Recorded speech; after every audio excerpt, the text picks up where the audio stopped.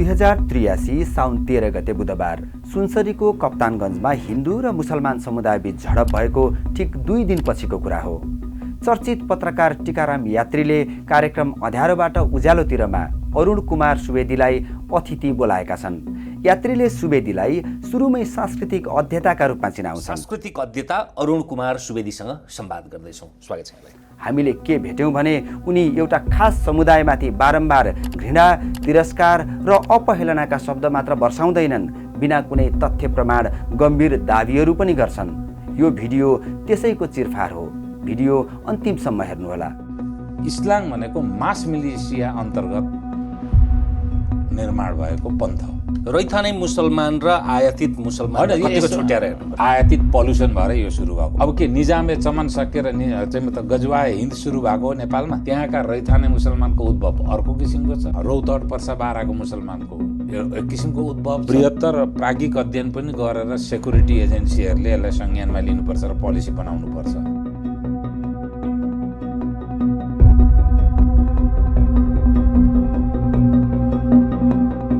अन्तर्वार्ताको सुरुवातमै सुवेदीले सुरक्षा रणनीति बनाउँदा नेपालका मुसलमानहरूको सिभिलाइजेसनल ब्रटअप अर्थात् सभ्यतागत हुर्काइको प्राज्ञिक अध्ययन गरिनुपर्ने तर्क गर्छ। सिभिलाइजेसनल ब्रटअप कसरी भएको छ त्यसको प्राज्ञिक अध्ययन पनि गरेर त सुरक्षा संयन्त्रले निर्णय गर्नुपर्छ भने यस्तो अध्ययन गरेर मात्र एकीकृत सुरक्षा रणनीति बनाउनु पर्ने उनको भनाइ छ। बृहत्तर प्राज्ञिक अध्ययन पनि गरेर सेक्युरिटी एजेन्सीहरूले यसलाई संज्ञानमा लिनुपर्छ र पोलिसी बनाउनुपर्छ। नेपालका मुसलमान समुदायको ऐतिहासिक उद्भव फरक रहेको वा फरक समय र स्थानबाट आएको सही हो।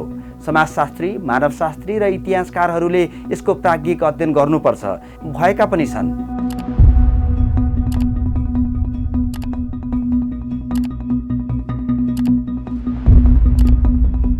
ऐतिहासिक पृष्ठभूमि र उत्पत्तिको विषयलाई सुरक्षा चुनौतीसँग जोडेर नीति बनाउनु पर्ने सुवेदीको तर्क कति जायज छ त? हामी चाहिँ हेपियौँ, हामी चाहिँ ठगियौँ, हामी चाहिँ राज्यले हामीलाई अपहेलना गरेको छ, अपमान गरेको छ भन्ने खालको मनोभावना विकसित हुने गरी कुनै पनि काम कारबाही चाहिँ हुनुहुन्न। सुरक्षा चुनौती भनेको कोही कहीँ कुनै समूहमा अथवा कुनै संस्कारमा जन्मिएका कारणले ऊ जन्मदै सुरक्षा चुनौती भएर जन्मिन्छ भन्ने जुन मनोभावना अथवा भाष्य पनि यो आफैमा पूर्वाग्रही छ भन्छु म चाहिँ। फरक ऐतिहासिक उद्भव भएकै कारण कुनै समुदायले कसरी भिन्न सुरक्षा जोखिम निम्त्याउँछ भन्ने दाबी पुष्टि गर्न सुवेदीले अन्तर्वार्ताभरि कुनै तथ्य वा प्रमाण दिएका छैनन्।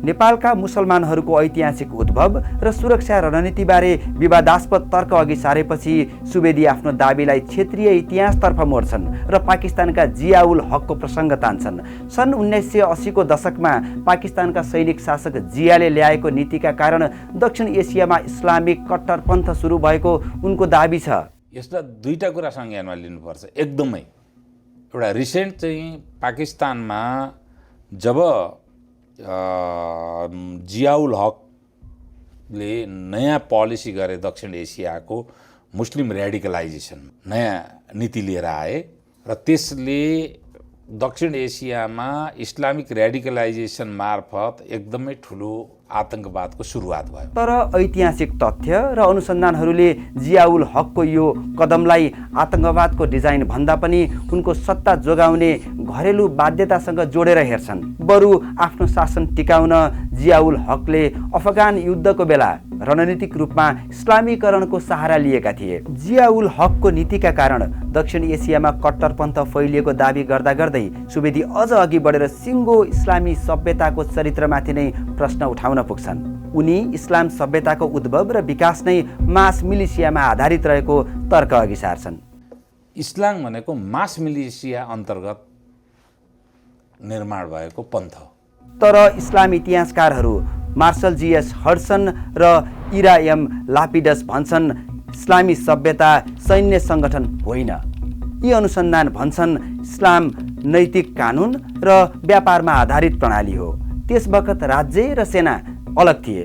आम नागरिक व्यापार र कृषिमा संलग्न थिए। अर्का इतिहासकार प्याट्रिसिया क्रोनका अनुसार इस्लामी राज्यले आम जनतालाई सेनाभन्दा पर राख्थ्यो।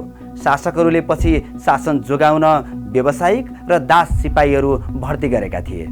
त्यसैले सुवेदीले इस्लाम मास मिलिसिया अर्थात् सामूहिक सेनामा आधारित हो भन्ने दाबी ऐतिहासिक रूपमा गलत छ। इस्लाम सभ्यतालाई ऐतिहासिक रूपमै सैन्य सङ्गठनको रूपमा गलत ढङ्गले चित्रण गरिसकेपछि सुवेदी यसलाई कप्तानगञ्जको घटनासँग जोड्दै स्थानीय मुसलमानहरूलाई अझ डरलाग्दो अतिवादी अवधारणा गजवाए हिन्दसँग जोड्ने प्रयास गर्छन्। कल्चरल मेजोरिटीमाथि यस्तो प्रकारको गर्नु हुँदैन। हामीहरूले चाहिँ मतलब निजाम ए चमन भन्छ होइन, शान्तिले बस्ने राज्यको कल्पना गर्नुपर्छ भनेर आह्वान गर्नु पर्दैन। अब के निजाम ए चमन सकेर चाहिँ मतलब गजवाए हिन्द सुरु भएको हो नेपालमा? 2078 को जनगणना अनुसार देवानगञ्ज गाउँपालिकामा 86% हिन्दू र केवल 14% मुस्लिम जनसङ्ख्या छ। स्थानीय स्तरमा अल्पमतमा रहेको समुदायमाथि गजवाए हिन्दको आरोप लगाउने सुवेदीको दाबी यही जनसाङ्ख्यिकीय यथार्थसँग पनि बाजिन्छ। स्थानीय स्तरमा अल्पसङ्ख्यक रहेको मुस्लिम समुदायलाई अतिवादी अवधारणासँग जोडेपछि सुवेदीको यो न्यारेटिभ कप्तानगञ्जबाट सिधै सीमापारीको ठुलो भूराजनीतिक खेलतर्फ मोडिन्छ। उनी भारतको बिहार र पश्चिम बङ्गालका केही जिल्ला मिसाएर नयाँ केन्द्रशासित प्रदेश बनाउन लागेको दाबी गर्छन्। र अनि अररिया र किशनगञ्ज अनि दार्जिलिङ, कालिम्पोङ, जलपाइगुडी र कुचबिहार यी जिल्लालाई मिलाएर युनियन टेरिटोरीको कन्सेप्ट किन भारतमा आइरहेको छ? तर भारतको प्रेस इन्फर्मेसन ब्युरो PIB-ले यो दाबीलाई भ्रामक भन्दै महिनौँ अघि खण्डन गरिसकेको छ। सुवेदीले यस्तो बेबुनियाद हल्ला फैलाइरहँदा आफ्नो लोकप्रिय मञ्चमा त्यसलाई रोक्ने र तथ्य जाँच गर्ने जिम्मेवारी सञ्चालक यात्रीले समेत पुरा गरेनन्। सीमावर्ती भूराजनीतिमा भारतीय अफवाहहरूको सहारा लिएका सुवेदी त्यसपछि स्थानीय मुसलमान समुदाय भित्रै पसेर हामी र उनीहरूको अर्को विभाजनको रेखा कोर्न थाल्छन्। रैथाने मुसलमानहरूमा यो रेडिकलाइजेसनै थिएन, आयातित पल्युसन भएर यो सुरु भएको। सुवेदीले मुस्लिम समुदायलाई रैथाने र आयातित भनेर विभाजन गर्दै उनीहरूको उद्भवलाई आधार बनाएर अतिवादसँग जोडेका छन्। प्रदूषण जस्ता अपमानजनक शब्द प्रयोग गरी समग्र समुदायप्रति घृणा फैलाउँछन्। सुवेदीले बिना कुनै तथ्य यस्ता गम्भीर आरोप लगाइरहँदा अन्तर्वार्ताकार यात्रीले प्रतिप्रश्न गर्नुको साटो उल्टै मौन समर्थन जनाएका छन्। वास्तवमा मुस्लिम समुदायलाई रैथाने र आयातितमा वर्गीकरण स्वयं सञ्चालक यात्रीकै प्रश्नबाट भएको थियो। रैथाने मुसलमान र आयातित मुसलमान कतिको छुट्याएर हेर्नुपर्छ? पुनः एकपटक उनी भारतलाई लक्ष्य गरेर जियाउल हकले सुरु गरेको इस्लामिक रेडिकलाइजेसनमा नेपाली मुस्लिम समुदाय पनि प्रयोग भएको दाबी गर्छन्। यसमा जो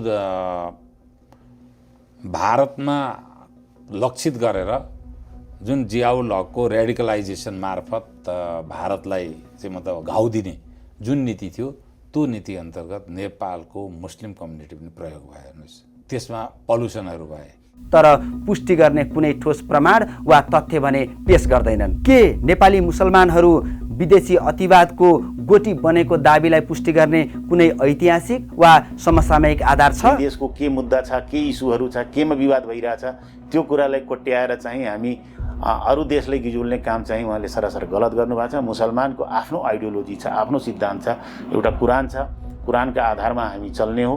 कोही मुसलमानभित्र पनि गलत मान्छे हुन सक्छ, क्राइम गरेको मान्छे हुन सक्छ, अन्य धर्म पनि हुन सक्छ। त्योलाई समग्र धर्मले हेर्ने र चाहिँ नेरेटिभ क्रिएट गर्ने जुन संसारभरि मुसलमान चाहिँ यो हो त्यो हो भन्ने त्यो नेरेटिभ चाहिँ गलत भाषा सिर्जना गर्न चाहिँ सरासर गलत हो। सुवेदी कार्यक्रमको अन्तिमतिर आइपुग्दा अत्याधुनिक हतियार नै फेला परेको गम्भीर दाबी गर्न आइपुग्छन्। यात्री सोध्छन्, कतिपयले चाहिँ जेमा पनि रोमाञ्चकता गर्ने सेना किन परिचालित भयो, भदौ 23मा 24मा नभएको सेना भनेर उत्तेजना फैलाइरहेछन्। जानिबकारहरू नि, पत्रकारहरू नि, टिप्पणीकारहरू नि। यो प्रश्नको जवाफ दिने क्रममा सुवेदी दाबी गर्छन्, अब मान्छेले नन स्टेट एक्टरसित AK-47 आइसके, पुलिसलाई के बन्दुक दिएर पठाउनु भएको छ तपाईँले? तर गृह मन्त्रालयका विज्ञप्ति र सञ्चार माध्यमका रिपोर्टहरूमा कप्तानगञ्ज घटनामा कहीँ कतै यस्ता स्वचालित हतियार भेटिएको पुष्टि हुने आधार हामीले पाएनौँ। यति गम्भीर दाबी गरिए पनि AK-47 बोक्ने यी नन स्टेट एक्टर को हुन् वा ती हतियार कोसँग छन् भन्ने न सुवेदीले खुलाएका छन् न त यात्रीले नै यसबारे कुनै प्रतिप्रश्न सोध्ने जमर्को गरे।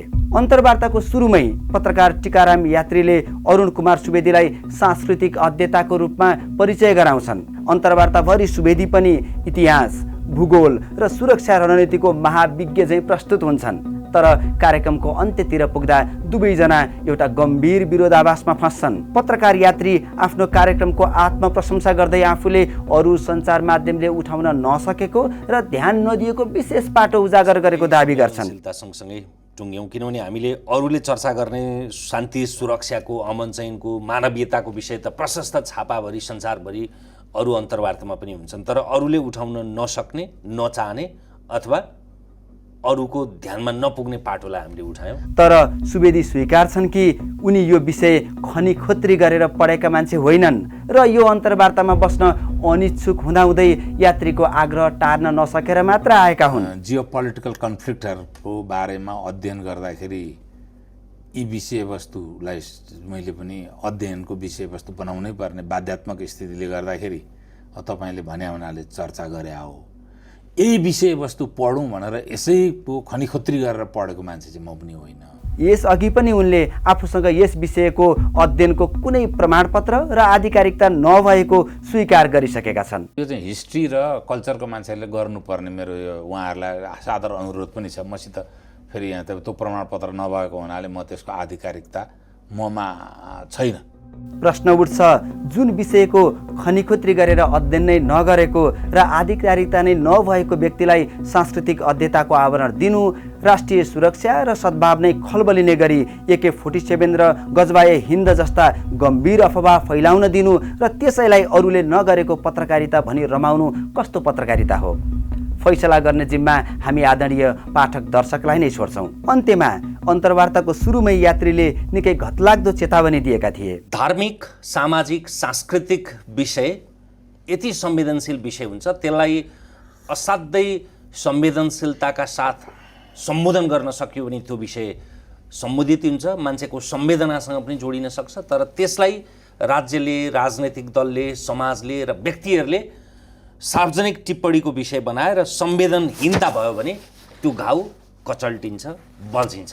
सुनसरीको कप्तानगञ्ज तनाव, कारण, बाह्य प्रभाव र वास्तविक समाधान शीर्षक दिएको यो अन्तर्वार्ताले कप्तानगञ्जको घाउमा मलम लगाउने प्रयास गर्यो वा त्यसलाई झन बल्झाउने काम गर्यो?